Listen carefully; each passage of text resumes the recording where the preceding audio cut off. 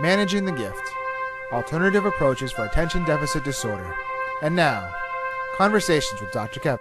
It's very interesting. When I first started working with individuals who had been labeled with ADD, ADHD, I always like to say I was kidnapped. I was very happy and very successful in my practice doing coaching and counseling. I had just released another one of my books called Combing the Mirror. And I was getting ready to go on a book signing tour up and down the East Coast, Borders, Barnes & Nobles, things like this.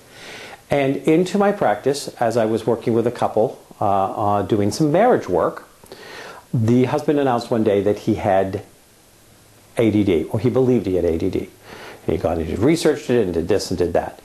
And that first time started to bring me into working with the ADD, ADHD community. I remember working with that man from the very first time. I started getting, as he talked, as I connected with him, as I discussed with him, and we took a journey together, that it was very clear to me that ADD was a gift. That it was part of the evolutionary process. It started coming in the 1850s. In the 1850s. I look at that as the start date as an evolutionary process because the evolutionary process means to evolve. Evolving is to either adjust to the environment or to adjust the environment, and it's something that is happening in an increasing way. We have always had those individuals what we would call ADD.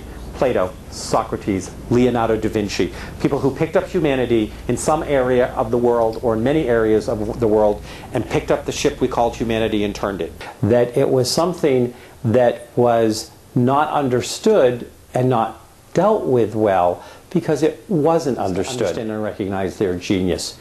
And to be able to recognize that a lot of the problem, in fact, sometimes, I really feel 85% of the problem is being the ADD, ADHD individual in a non-ADD, ADHD world.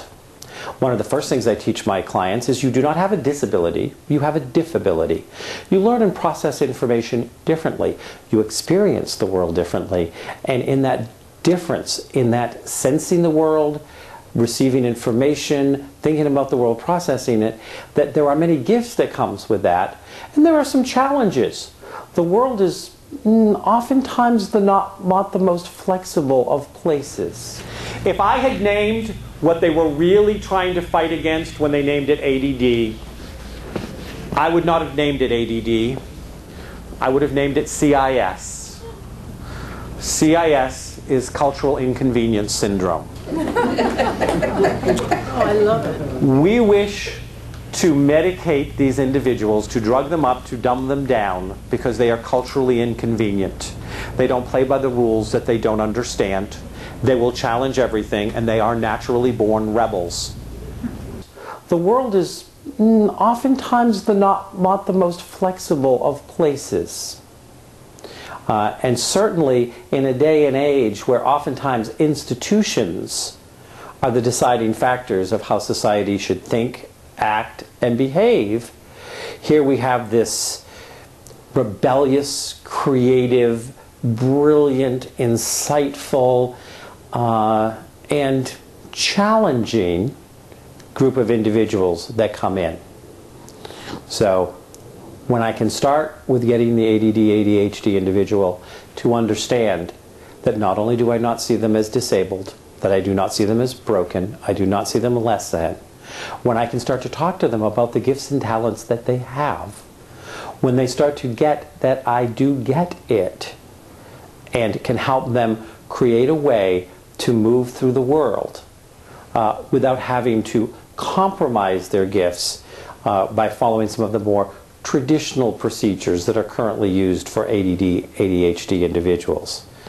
I don't know if any come to your mind, but I have this image of a bottle of pills. I wonder why.